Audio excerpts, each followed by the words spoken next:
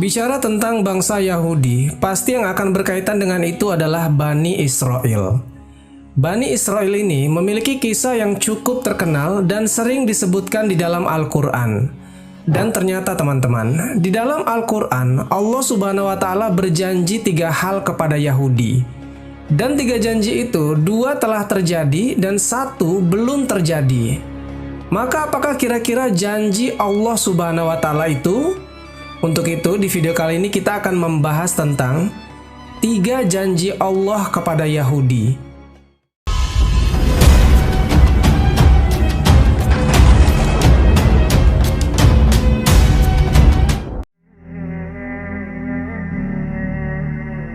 Assalamualaikum warahmatullahi wabarakatuh, Sobat Jazirah Ilmu yang dimuliakan Allah.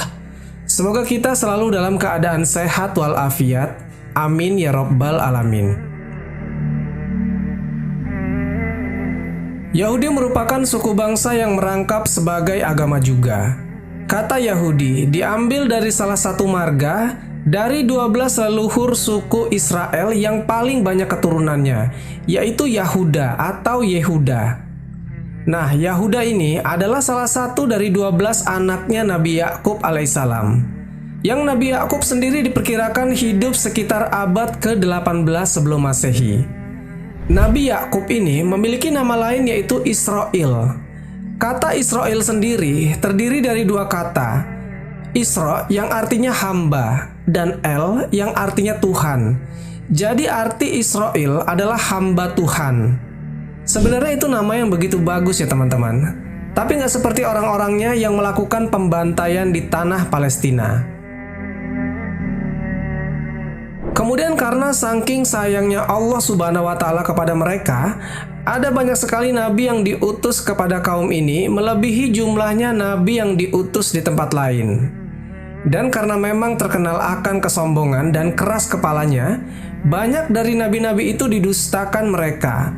Bahkan ada beberapa nabi yang mereka bunuh dengan sengaja. Apakah setiap datang kepadamu seorang rasul membawa sesuatu pelajaran yang tidak sesuai dengan keinginan kalian? Lalu kalian bersikap sombong. Kemudian beberapa orang di antara nabi itu kalian dustakan, dan beberapa nabi yang lain kalian bunuh. Al-Quran, Surat Al-Baqarah, ayat ke-87. Mereka dikatakan membunuh Isaya, Zakaria, Yahya, dan nabi-nabi lainnya, yang padahal mereka tahu itu tidak dibenarkan. Dan Allah Subhanahu wa Ta'ala juga menyebutkan bahwa orang-orang Yahudi itu telah berupaya untuk membunuh Isa, tapi tidak berhasil.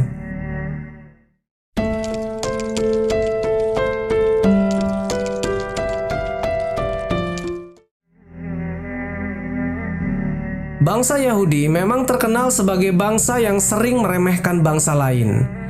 Mereka selalu menganggap bahwa bangsa merekalah yang terbaik dan paling istimewa yang ada di bumi. Kelakuan bangsa Yahudi ini ternyata bukan sekedar kebetulan, sebab Al-Quran telah menjelaskan tindak tanduk bangsa Yahudi. Allah Subhanahu wa Ta'ala berfirman, "Dan telah kami tetapkan terhadap Bani Israel dalam kitab itu. Sesungguhnya kamu Bani Israel akan membuat kerusakan di bumi ini 2 kali. Dan pasti kamu akan menyombongkan diri dengan kesombongan yang besar. Maka apabila datang saat hukuman kejahatan yang pertama dari kejahatan itu, kami mendatangkan kepadamu hamba-hamba kami yang mempunyai kekuatan besar. Lalu mereka mencarimu keluar masuk kampung ke seluruh negeri. Dan itulah ketetapan yang pasti terlaksana." Al-Quran, Surat Al-Isra, ayat ke-4-5. Ayat itu diturunkan di Mekah, jauh sebelum kaum muslimin punya kekuatan di Madinah. Dalam sejarah yang tercatat, bangsa Yahudi ini telah berkali-kali mengalami kehancuran sebelum datangnya Islam. Dahulu kala, keberadaan bangsa Yahudi pernah hampir punah oleh kekuatan Babilonia dan Romawi. Ketika itu, Yahudi ditaklukkan oleh Babilonia yang dipimpin oleh Raja Nebukadnezar. Itu terjadi sekitar abad ke-5 sebelum Masehi.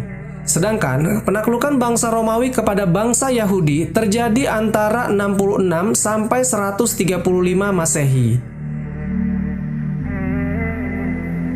Allah Subhanahu wa taala berfirman, "Dialah yang mengeluarkan orang-orang kafir di antara ahli kitab dari kampung-kampung mereka pada saat pengusiran pertama.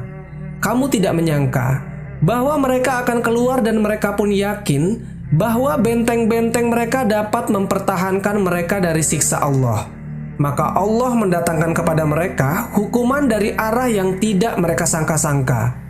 Dan Allah melemparkan ketakutan dalam hati mereka. Mereka memusnahkan rumah-rumah mereka dengan tangan mereka sendiri dan tangan orang-orang mukmin. Maka ambillah kejadian itu untuk menjadi pelajaran, hai orang-orang yang mempunyai pandangan." Al-Quran Surat Al-Hasyr ayat kedua. Pengusiran dan kehancuran bangsa Yahudi yang pertama kali mengakibatkan orang-orang Yahudi terpecah dan tersebar ke seluruh negeri.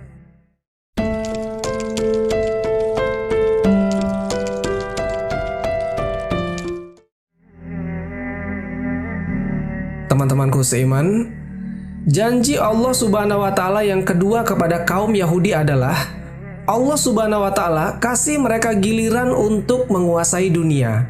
Setelah sebelumnya bangsa Yahudi ini berhasil diluluhlantakkan. Allah Subhanahu wa taala berjanji kepada Yahudi untuk memberikan kesempatan kepada mereka bangkit lagi dengan kebangkitan yang luar biasa. Jika kita lihat di zaman sekarang, kaum Yahudi ini sekarang sedang menguasai dunia. Hampir seluruh lini mereka berhasil kuasai, seperti bidang ekonomi, sosial, politik, dan pemerintahan. Hal ini dibuktikan dalam surat Al-Isra. Allah Subhanahu wa taala berfirman, "Kemudian kami berikan kepadamu giliran untuk mengalahkan mereka kembali, dan kami membantumu dengan harta kekayaan dan anak-anak, dan kami jadikan kamu kelompok yang lebih besar." Al-Quran Surat Al-Isra ayat ke-6.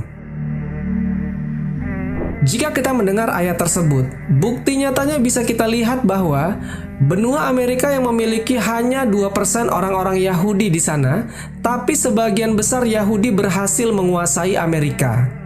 Dan tak hanya itu teman-teman, saat ini teknologi-teknologi canggih yang ada di dunia sekarang, sebagian besar diciptakan oleh orang Yahudi. Dan kini terbukti janji Allah Subhanahu wa taala yang kedua, bangsa Yahudi berhasil membalas sakit hatinya dengan menduduki kembali negeri Syam atau Palestina. Bahkan bangsa Yahudi berhasil mengalahkan pengaruh kaum muslimin di wilayah tersebut. Lalu yang tadinya bangsa Yahudi ini mengungsi ke beberapa negara, kini mereka pada berbondong-bondong pulang ke tanah Palestina. Kepulangan mereka ke negeri yang dijanjikan itu tak bisa dicegah dan dihalau oleh kaum muslimin. Kesombongan bangsa Yahudi makin meningkat manakala ekonomi dan militer mereka di-backing oleh Barat.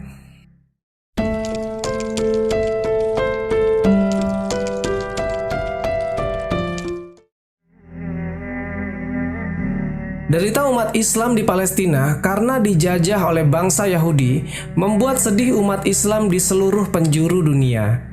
Kekejian yang dilakukan Yahudi Israel hanya akan mempercepat datangnya siksaan dan hukuman Allah Subhanahu wa taala. Hal ini sebagaimana yang telah dijanjikan Allah yang dijelaskan di dalam Al-Qur'an. Jika kamu berbuat baik, berarti kamu berbuat baik bagi dirimu sendiri. Jika kamu berbuat jahat, maka kejahatan itu bagi dirimu sendiri. Dan apabila datang saat hukuman bagi kejahatan yang kedua, kami datangkan orang-orang lain untuk menyuramkan muka-muka kamu dan mereka masuk ke dalam masjid. Sebagaimana musuh-musuhmu memasuki pada kali pertama, dan untuk membinasakan sehabis-habisnya apa saja yang mereka kuasai.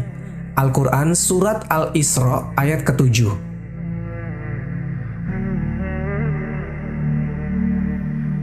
Dari ayat itu teman-teman, Allah Subhanahu wa taala akan memastikan suatu hari nanti bangsa Yahudi akan dimusnahkan dari muka bumi. Kaum muslimin pun akan kembali menguasai Masjidil Aqsa yang sekarang sedang berusaha dihancurkan oleh Yahudi di Palestina. Dan konon, menurut berita yang beredar, usaha penghancuran Masjidil Aqsa itu ada dua sebab. Sebab yang pertama, karena menurut pemahaman mereka, di bawah tanah Masjidil Aqsa ada kuil Sulaiman. Yahudi berusaha mengeluarkan kuil tersebut dari dalam tanah yang nantinya akan mengakibatkan rubuhnya Masjidil Aqsa. Sebab yang kedua, karena Yahudi memang sengaja menyulut emosi seluruh umat Islam di dunia. Di hari menjelang kiamat nanti, kaum muslimin akan merebut kembali tanah Palestina dan Masjidil Aqsa. Yang ketika itu, kaum muslimin di seluruh dunia akan dipimpin oleh salah seorang keturunan Rasulullah SAW, yaitu Imam Al-Mahdi. Janji ketiga ini masih belum terjadi dan pasti akan terjadi.